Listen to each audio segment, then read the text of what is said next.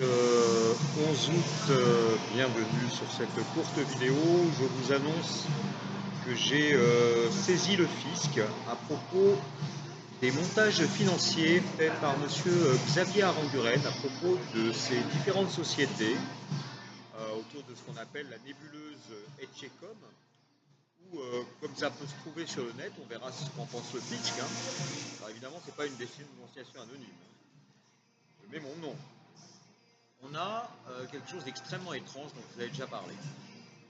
Vous avez Aranguren qui est le patron, qui a un bras droit qui s'appelle Jacques Schilling. Et ce Jacques Schilling, figurez-vous, est parfois président de certaines des filiales ou des entreprises d'Aranguren.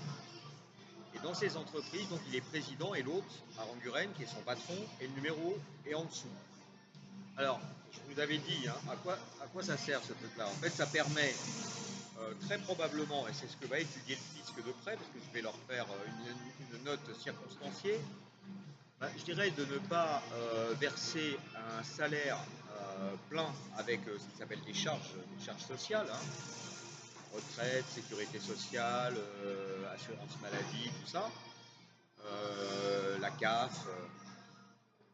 Ça permet de verser un salaire direct, qui n'est pas un salaire en fait à Schillings, de lui verser la même chose mais en dividende ou en jetons de présence par exemple, puisqu'il est président.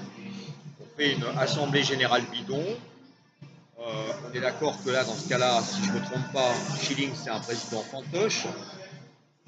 Et puis on lui file de la thune, ça il n'y a pas de problème.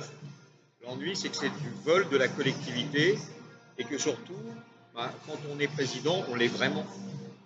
Comment M. Aranguren va-t-il pouvoir justifier d'être le créateur et le dirigeant d'un cabinet qui s'appelle Etchecom?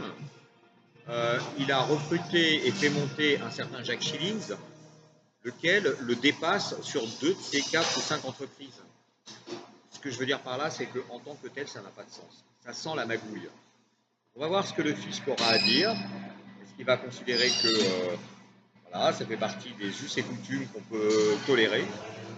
Ou est-ce que, comme moi, je pense qu'il y a ce qui s'appelle, je dirais, un vol sur la collectivité, puisque en clair, ce salaire, qui n'est pas un salaire, devrait en être un. Ça nous fait à nous, collectivement, moins de budget pour la sécurité sociale, moins de budget pour nos retraites, on nous a augmenté l'âge il n'y a pas longtemps, notamment grâce à des trucs comme ça.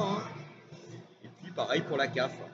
En fait, on est à mon sens, dans un usage totalement frauduleux de dispositions. C'est-à-dire que s'il a trouvé tout ça tout seul, ou même s'il s'est fait conseiller par un fiscaliste, c'est très douteux. En tout cas, ça mérite vraiment, à défaut d'un redressement, une étude pointilleuse et ce qui s'appelle une visite des agents des impôts. Voilà, monsieur Aranguren, l'honnêteté incarnée, comme tout ça, chacun sait, qui fait de l'optimisation fiscale sur un fond tout à fait bizarre, le tout au détriment de la société. Donc on est d'accord que Aranguren non seulement a fait ça, mais en plus détourne des héritages, le mien, fait des faux en écriture, en veux-tu, en voilà, engage un mec pour faire de la géolocalisation et des trucs parfaitement illégaux. Je veux dire, c'est qui ce Margoulin? D'accord? Bon, évidemment, je vais joindre un certain nombre d'autres choses à ma déclaration au fisc pour montrer qu'on n'a pas affaire à un mec comme ça, tout à fait innocent, avec un joli CV et une jolie note sur LinkedIn. Non, non, on a affaire à un vrai mafieux. Ça s'appelle comme ça, monsieur Aranguren, un mafieux. Voilà, c'est donc, elle est partie hier. Il aura ça d'ici quelques mois. Allez, à bientôt.